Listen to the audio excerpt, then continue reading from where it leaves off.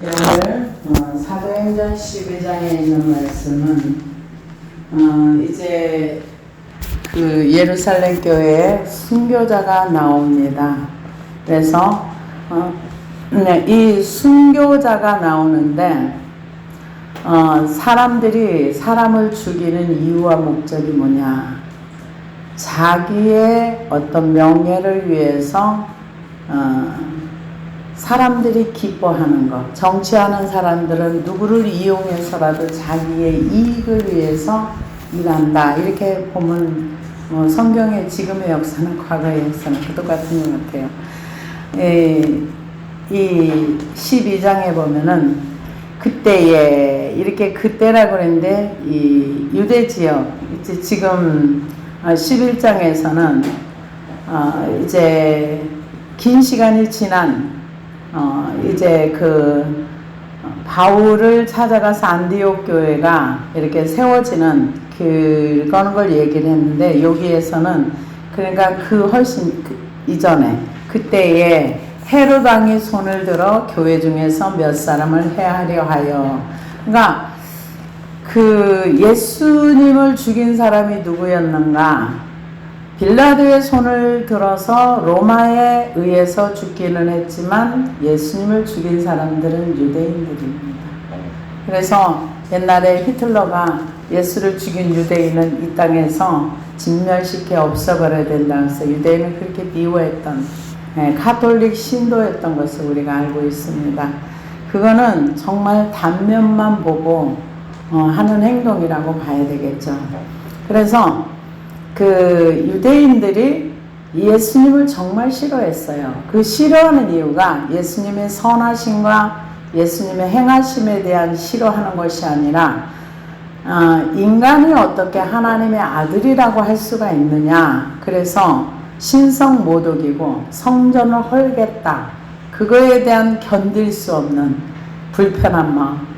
네가 뭔데 하나님이 거하시는 성전을 헐어. 그러면서 예수님을 미워했던 걸 볼 수 있어요.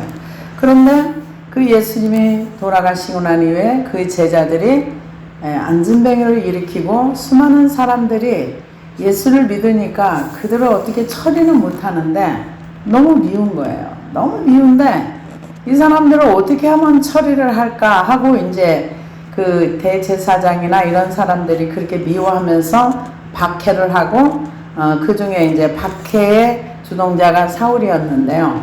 근데 사울도 변화돼가지고 그렇게 됐고, 그러니까 헤롯 왕은 그 유대에서 그 인심을 얻어가지고 이 헤롯 왕이 성전도 42년 동안 그 유대인들의 환심을 사기 위해서 성전도 그렇게 긴 시간 동안 수리를 해주었고 금으로 떡칠을 해놨고 그렇게 했던 것을 볼 수 있는데요.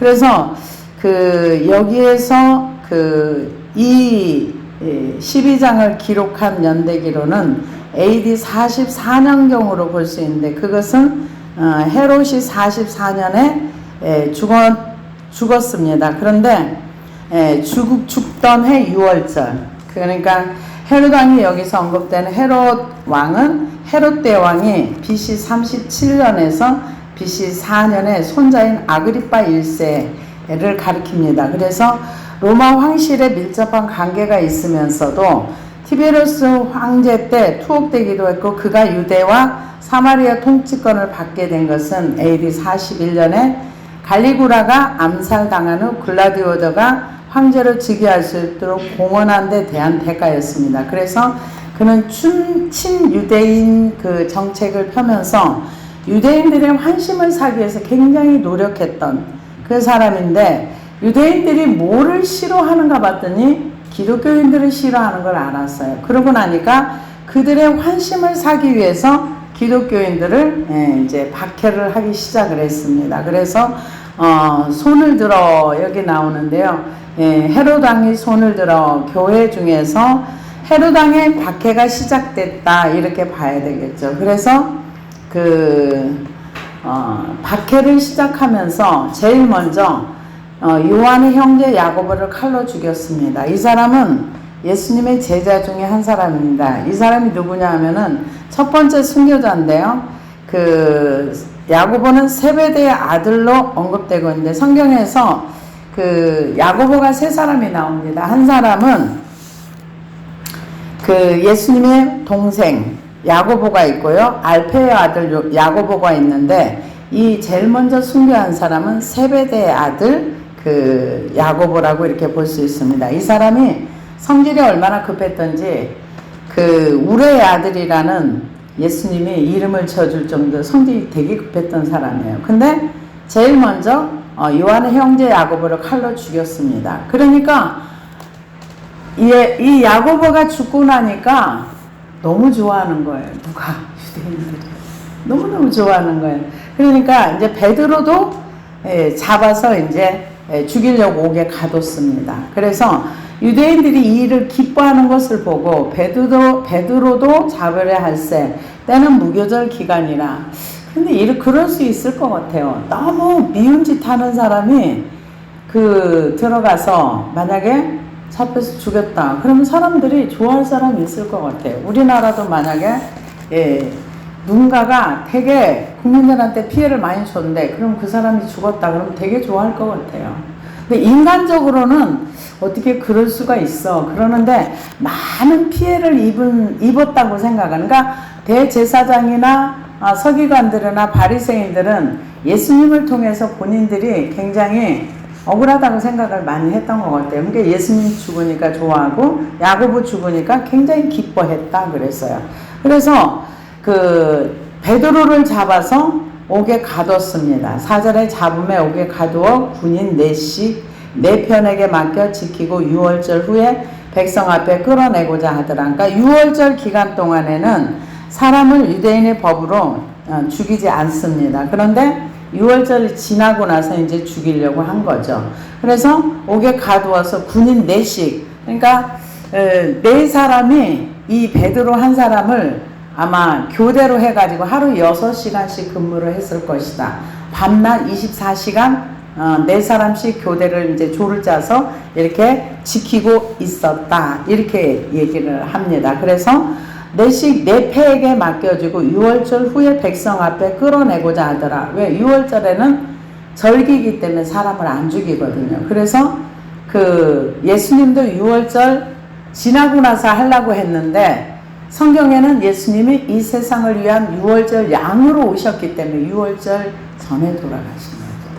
근데 여기서는 지금 유월절이 지나서 죽이려고 한 거죠. 그런데 베드로가 지금 옥에 갇혔습니다. 이에 베드로는 옥에 갇혔고 교회는 그를 위하여 간절히 하나님께 기도하더라. 헤롯이 잡아내려고 하는 그 전날 밤에 베드로가 두 군인 틈에 두 쇠사슬에 매어 누워 자는데 바수꾼들이 문 밖에서 옥을 지키더니 지금 밤낮으로 지키고 있습니다. 호련히 주의 사자가 나타나매 옥중에 광채가 빛나며 또 베드로의 옆구리를 쳐 깨워 이르되 급히 일어나라 하니 쇠사슬이 그 손에서 벗어지더라. 굉장히 기적이 일어난 거죠. 왜냐하면 두 발이 착고에 채이고 두 손이 이렇게 묶여있고 군인이 옆에서 지키고 있는데 저절로 쇠사슬이 벗겨진 거예요. 천사가 나타났는데 옆에 사람들이 분명히 있습니다. 천사가 이르되 띠를 띠고 신을 신으라 하거늘 베드로가 그대로 하니 천사가 또 이르되 겉옷을 입고 따라 나오라 한대. 그러니까 내일 죽을 건데 오늘 신나게 자는 거예요. 그것도 쇠사슬에 양쪽 손목에 묶이고 발이 묶여가지고 있는 그 상태로 이렇게 골아 떨어져 자는 거예요. 근데 천사가 와서 따라오라 한데 베드로가 나와서 따라갈새 천사가 하는 것이 생신 줄 알지 못하고 환상을 보는가 하니라. 이에 천사가 둘째 파수를 지나 시내로 통한 쇠문에 이르니 문이 저절로 열리는지라. 지금 아마 파수꾼들은 눈 뜨고 있었을 거예요. 근데 천사가 베드로가 지나가는 걸 못 보는 거죠. 봤으면은 그냥 안 뒀죠. 근데 지금 문도 저절로 열렸어. 첫째, 둘째 파수를 지나 지금 사람들이 있는데 그냥 통과하는 거예요. 그래서 쇠문에 이르니 문이 저절로 열리는지라. 나와서 한 거리를 지나매 천사가 곧 떠나니라. 이에 베드로가 정신이 들어. 그때까지는 비몽사몽이야. 천사를 따라 나오면서도 내가 지금 꿈인지 환상인지 생신지 뭔지 모르고 나왔는데 바깥에 딱 나와서 손발이 풀어져서 걸어 나와서 자기는 이제 정신이 들었다는 겁니다. 이에 베드로가 정신이 들어 이르되 내가 이제야 참으로 주께서 그의 천사를 보내어 나를 헤롯의 손과 유대 백성의 모든 기대에서 벗어나게 하신 줄 알겠노라 하여 깨닫고. 이제 뭘 깨달았어요? 아, 지금 하나님이 나를 천사를 보내서 옥에서 끌어냈구나. 내가 지금은 죽을 때가 안 됐구나. 이걸 깨달았다는 거죠. 그래서 알겠노라 하여 자기 스스로가 자기에게 하는 확신입니다. 그러고 나서 깨닫고 마가라 하는 요한의 어머니 마리아의 집에 가니 여러 사람이 거기에 모여 기도하고 있더라. 베드로가 대문을 두드린데 노대라 하는 여자아이가 영접하러 나왔다가 베드로의 음성인 줄 알고 기뻐하여 문을 미처 열지 못하고 달려들어 말하되 베드로가 대문 밖에 섰더라 하니 그들이 말하되 내가 미쳤다 하니 여자아이는 힘써 말하되 참말이라 하니 그들이 말하되 그러면 그의 천사라 하더라. 그러니까 사람들이 기도를 해놓고도 기도의 응답을 기대하지 않습니다. 지금 모여서 베드로가 무사히 나오기를 기도했는데 베드로가 나왔어요. 문을 두들겼어요. 안 믿는 거예요. 이거 미쳤어. 그러니까 우리가 기도의 응답을 받았다 그러면 너 미쳤니? 이런 얘기를 들을 수 있다는 얘기. 너 미쳤냐? 근데 지금 꿈꾸는 거야. 이제 그 얘기입니다. 천사라 하더라. 베드로가 문 두드리기를 그치지 아니하니 그들이 문을 열어 베드로를 보고 놀라는지라. 기도를 해놓고도 안 믿는 거죠. 응답이 와도 안 받아들이는 거예요. 안 받아들이는 거예요. 근데 지금 제가 그 며칠 전부터 중국에서 일어나는, 저는 개인적으로는 중국을 별로 그렇게 좋아하진 않는데 이제 전 세계적으로 그들이 너무 많은 그 세계에 그 군림하려고 하는 어떤 그런 모습들을 보면서 별로 좋아하진 않는데, 중국에서 성령님의 강력한 역사가 일어나는데요. 그게 이제 도시에서 일어나는 일이 아니라 시골에서. 근데 지금 최근에 일어난 일인지 아니면 몇 년 전에 일어난 일인지 그거는 잘 모르겠지만 자세히 그거를 제가 살펴보질 않아서 잘은 모르겠어요. 근데 성 이름을 비밀로 하는 걸로 봐서는 아마 지금 박해 기간이 그러지 않나 이런 생각이 들어가요. 그런데 거기에 주님이 직접 청소년들에게 찾아오신 거예요. 10대, 20대 초반. 이렇게 찾아와서 나를 따르라. 하나님을 믿으라. 그래서 그 10대, 20대 초반의 아이들이 네, 믿겠습니다. 따르겠습니다. 근데 저와 여러분이 알다시피 지금 중국은 종교 말살 정책을 펴서 예수를 믿을 수가 없습니다. 그런데도 그들이, 그 청소년들이 믿기로 결단하고 전도하는 거예요. 주변 사람들, 주변 학생들에게. 전도하다가 학교에서 잘려요. 학교에서 잘려서 학교를 못 다니고 그러고 있는데 하나님이 직접 그 아이들을 끌어모으더라고요. 은혜 준 아이들을 이렇게 불러 모아서 만나게 하셔가지고 전혀 다른 지역으로 가서 복음을 전하고 거기에서 성경을 읽고 자기네끼리 모여서 기도하고 그러다가 성령님이 이제는 복음을 전하라. 그러면은 길거리에 서서 복음을 전하는 거예요. 전하는 과정 중에서 그렇게 복음을 전하니까 사람들이, 그 아이들이 성령에 충만해서 10대 후반, 20대 초반 성령이 충만해서 복음을 전하니까 그 지역이 난리가 난 거예요. 다 예수 믿기로 하고, 어떻게 이런 복음이 있어? 그러면서 예수님을 다 받아들이기로 하고, 과거에 믿었다가 예수를 버렸던 사람 막 회개하고, 이런 역사가 일어난 거예요.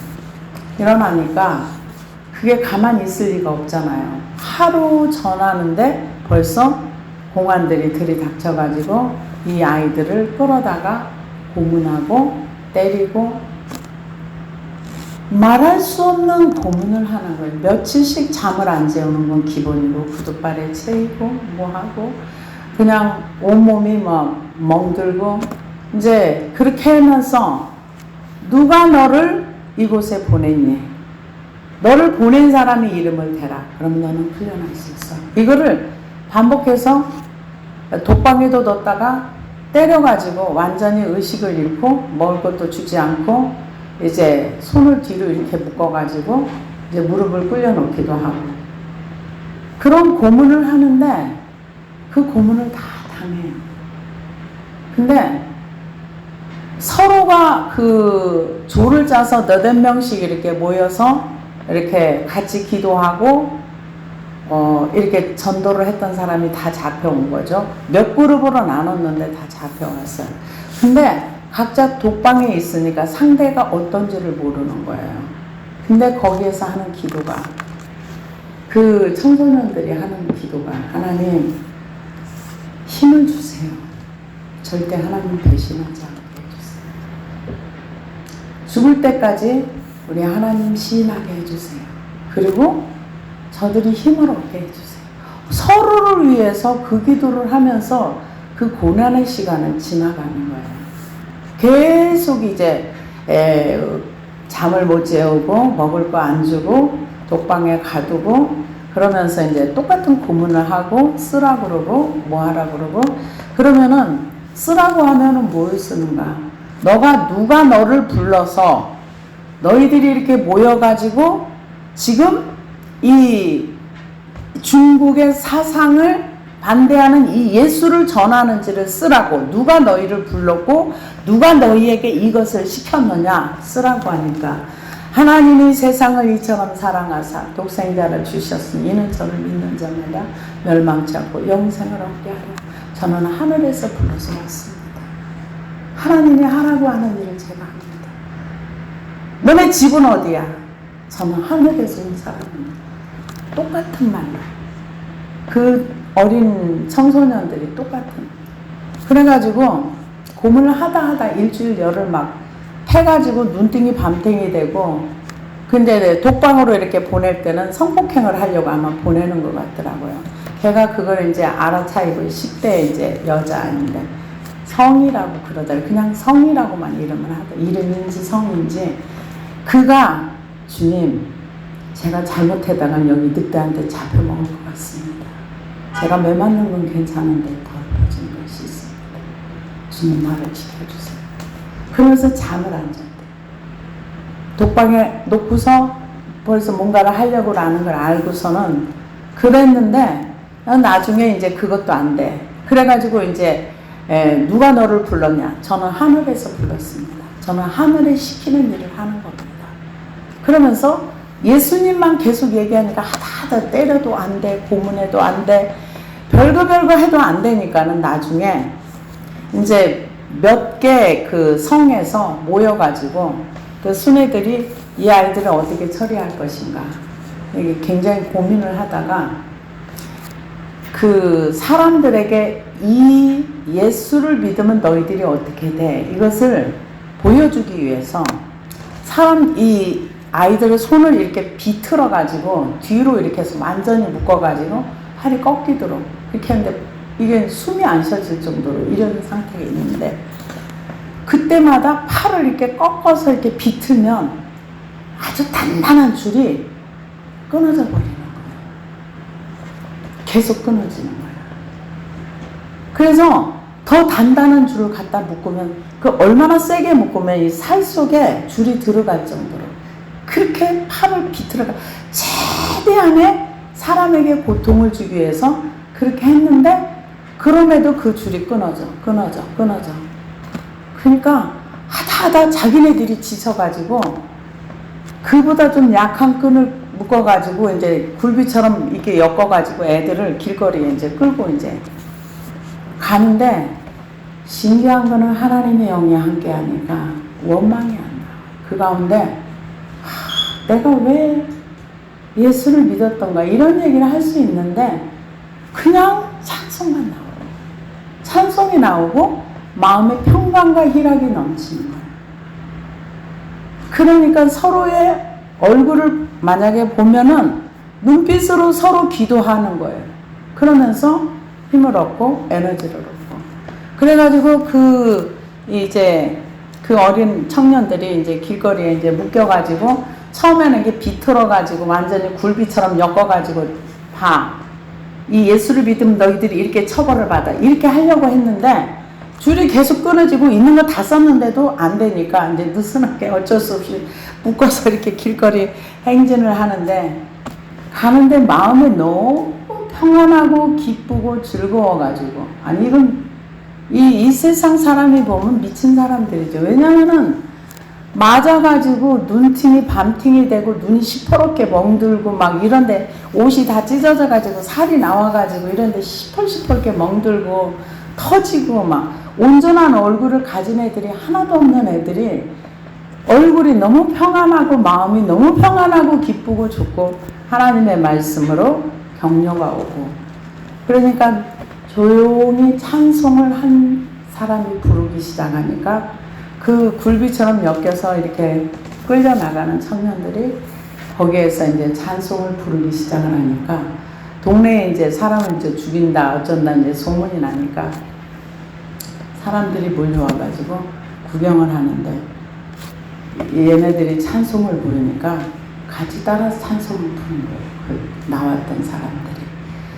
그러니까 효과를 보려고 했는데 이 공안들이 너무 승질이 나니까 이것들은 뭐야 이게 미친 것들 하면서 다 꺼지라고 너희들 안 꺼지면 다 죽여버릴 거라고 여기서 예수 믿는 사람 믿는다고 생각하는 사람은 남아있고 그렇지 않으면 다 꺼지라고 막 총으로 막 하니까 가는 사람도 있었는데 그 중에 믿는다고 시인하면서 거기서 그 공안들한테 이제 두들겨 맞고 이제 그러면서 이 아이들을 이제 그 높은 벼랑에서 그러니까 채찍으로 막 때려가지고 굴려가지고 죽여버리고 만약에 이제 거기에서 굴려 떨어진 사람을 2차로 거기서 받아서 벼랑 끝에서 바닥 절벽 밑에서 또 얘를 이제 두들겨 패기로 이제 그런 어떤 계획이 있었던 것 같아요. 근데 이 청년들이 그렇게 매를 맞고 이 채찍으로 맞고 가죽 채찍으로 맞고 몽둥이로 맞고 구두발로 얼굴이 밟히고 목이 밟히고 이러는데 그 중에 한 청년은 하나도 안 아팠어요. 그렇게 맞는 거예요. 그래서 그가 하는 얘기가 주님 제 대신 주님이 매를 맞으시고 제 대신 주님 전혀 아프지 않더라. 하나도 안 아프더라. 그런데 모든 사람이 다 그런 건 아니었던 것 같아요. 그 청년은 하나님께서 특별히 돌보심이 있어가지고 그렇게 크게 다치지도 않았고 굴러서 이렇게 매로 맞고 굴러서 떨어졌는데 이렇게 끝으로. 근데 밑에서 이제 사람들이 이제 굴러 떨어진 애들은 이제 또 발로 맞고. 그런데 그 열 몇 명이 그랬는데 한 청년이 의식이 안 돌아오는 거예요. 다른 사람들은 의식이 돌아와서 매 맞고 서로 이렇게 모여있는데 안 돌아오니까 너무 마음들이 불편하니까 합심해서 또 이제 한 방에 가둬놓으니까 거기서 이제 안 죽었으니까 데려다가 또 감옥에 뒀는 거예요. 하나님, 이 아이를 굴러가시면 우리가 너무 힘들어요. 살려주세요. 이렇게 기도를 했더니 그 청년이 그 의식이 안 돌아왔던 도저히 살 수가 없을 것 같다는 그 청년이 의식이 돌아와서 하는 얘기가 그런 얘기를 하더라고요. 그런데 거기에서 뭐 천사가 나타나고 뭐가 기적과 표적이 일어나고 그게 아니라 그곳에서 하나님이 역사하시는 하나님은 눈에 보이진 않는데 함께 하면서 그들과 평강 가운데 은혜 가운데 그래서 어떤 상황이 어떤 그 매가 오고 고문이 오고 별별 환경 가운데 갖다 놓는다 할지라도 평강과 희락이 그들을 주장하면서 주님이 함께 하신다는 믿음의 확신 가운데 좌절하는 것도 없고 절망하는 것도 없고. 그래서 제가 그거를 들으면서 그러면서 이제 그 나중에 이제 제일 늦게 일어난 그 청년이 눈을 뜨면서 하는 얘기가, 제가 의식을 잃고 있는 동안에 어떤 하얀 옷을 입은 빛난 사람이 그 저기를 가지고 와서 책하고 기록하는 걸 가지고 와서 너희들의 고난과 너희들의 고통과 너희들이 지금 당하는 모든 것들은 내가 다 기록했다. 맞죠? 하나님 기록 안 하실 리가 없죠. 왜냐하면은 우리가 에스겔서 9장에 보면은 그 성읍의 죄악된 모습을 보면서 탄식하면서 우는 자의 이마에 펴하라 했는데, 복음을 전하면서 그렇게 10대 청소년들이 이 정도로 고난을 받고 예수를 전하는 것, 전하는 그것 때문에, 그거 안전한 편하게 살 수 있잖아요. 그 나름대로. 그럼에도 불구하고 이렇게 복음 때문에. 근데 지금 걔네들이 10대에, 그러니까 10대 16, 17 중학교 때부터 이제 복음 전하다가 학교에서 잘리고 그러면서 이제 다시, 그래도 아직 그 가운데 아마 모여서 예배하고 말씀을 배우는 데가 있나 봐요. 그러니까 거기서는 성경을 구하기가 힘드니까 성경을 무조건 암송을 하더라고요. 암송을 하면서, 그냥 암송할 때 암송을 해놓고 나중에 그렇게 막 성경책도 없고 아무것도 없고 기도도 할 수 없을 때 기도하면은 말씀으로 하나님이 이렇게 위로가 오고 말씀으로 이렇게 그 말씀이 생각에 딱 떠오르면 에너지를 받는 것처럼 그렇게 힘이 나고, 우리는 그게 뭔지 알죠. 그래서 그 과정을 지나가는 거, 이제 그게 이제 저는 아직 다는 못 들었는데 이제 마저 이제 들을 건데, 중국에 그런 역사가 일어난다면 나중에 지금 10대 청소년들이 이 정도의 복음에 성령에 그러니까 충만하면은 나라는 존재, 나의 안일과 나의 생각과 나의 뜻이 그냥 성령에 의해서 지배를 받는다고 봐야 되겠죠. 그 청소년들이 그렇게 하면서도 후회하는 말을 하거나 내가 왜 복음을 믿었던가 이런 얘기가 없어요. 그래서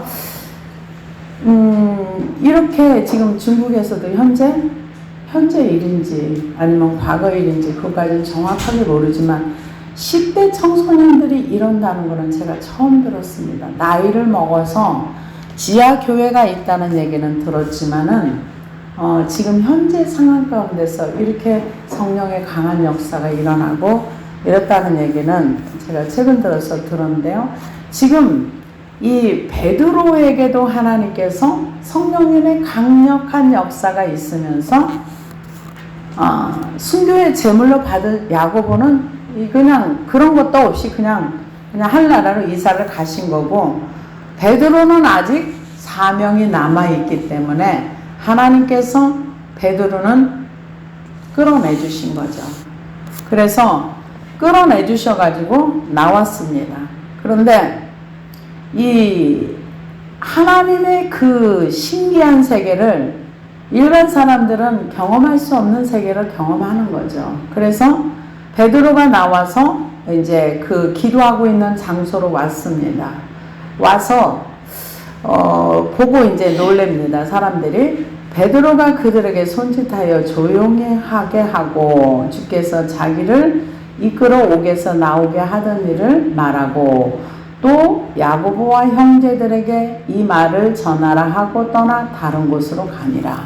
왜냐하면은 내일 사역할지도 모르니까 옮겨가야 되는 거죠. 근데 하나님이 이끌어줬어. 하나님 날 옥에서 구해줬으니까 여기 있어도 하나님 또 보호해주겠지. 이건 아니죠. 그래서 다른 곳으로 피난 갔습니다. 날이 새매 군인들은 베드로가 어떻게 되었는지 알지 못하여 적지 않게 소동하니, 헤롯이 그를 찾아도 보지 못하며 파수꾼들을 신문하고 죽이라 명하니라. 헤롯이 유대를 떠나 가이사라로 내려가서 머무니라. 그러니까 이 베드로를 지켰던 파수꾼들은 죽었습니다. 근데 성경에 보면은 베드로를 지켰던 파수꾼들은 신문하고 죽이라 하니 명하니라면 죽은 거죠.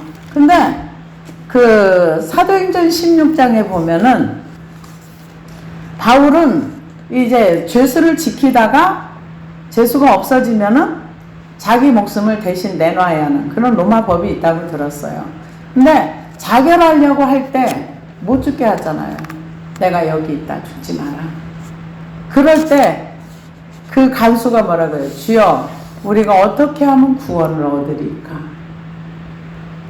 어떻게 하면 구원을 얻으리까? 할 때 주 예수를 믿으라. 그리하면 너와 내 집이 구원을 받으리라. 지금 이 베드로의 고난이나 아까 얘기했던 중국의 청소년들이 겪는 고난이나 무엇 때문에 고난받습니까? 예수님 때문에. 예수님의 생명의 주라고 말하는 그것 때문에. 그래서 저도 이제 그 과거에 있었던 1960년대에 있었던 그 소련, 러시아에서 일어났던 젊은 청년이 그러니까 그 사명을 받고 뭐를 받고 하는 게 물론 환상으로 주님을 만나기도 하고 음성으로 만나기도 하지만 그 소련 이반 청년 같은 경우는 꿈을 통해서 많은 영혼들에게 네가 복음을 전할 것이다. 그 공산주의 사회에서 예배 보면 잡혀가는 그 사회에서 그 음성을 들은 꿈속에 그러면서 이제 사람들이 자기가 복음을 전하며 받아들이는 그러니까 어디 가든지 그 공산주의 치하에서 예수를 시인하면 감옥에 가는 기분이죠. 근데 참 예수를 믿으면 참 긍정이 되는 것 같아요.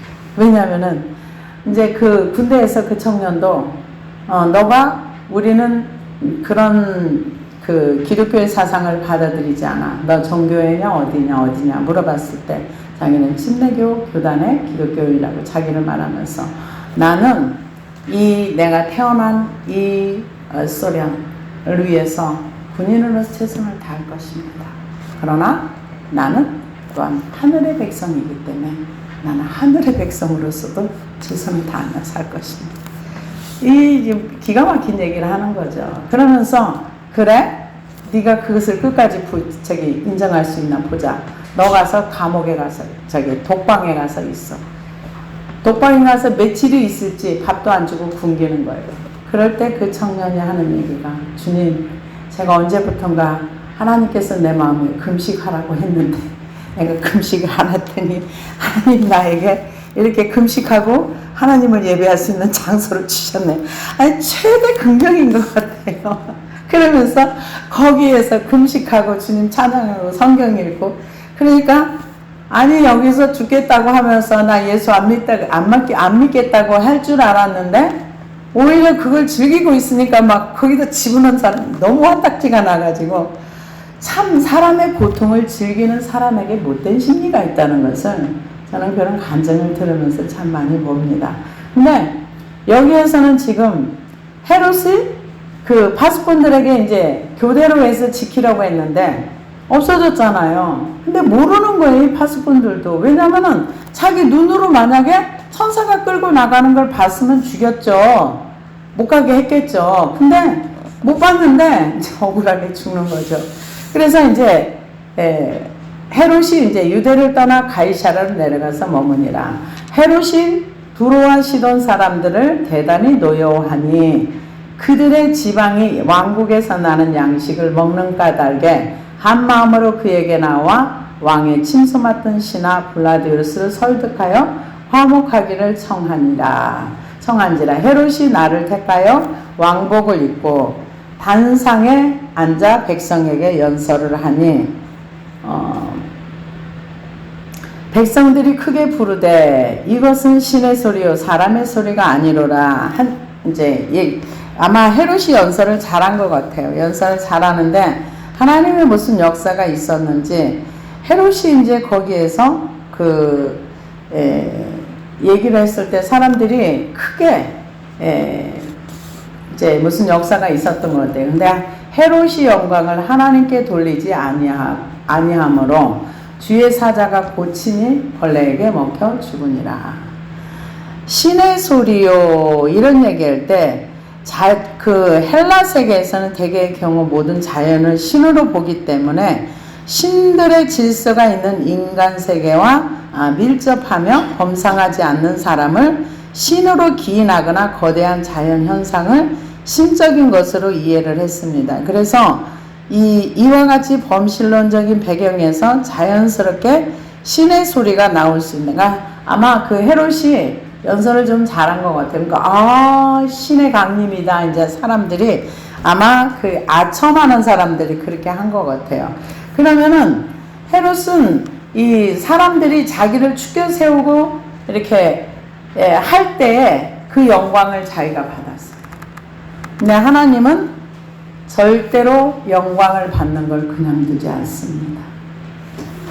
모든 영광은 하나님께 돌려야 되는데 아마 그 영광을 아부하는 사람들의 영광을 헤롯이 받은 거예요. 그러니까 하나님께서 주의 사자가 고치니 벌레에게 먹혀 죽으니라.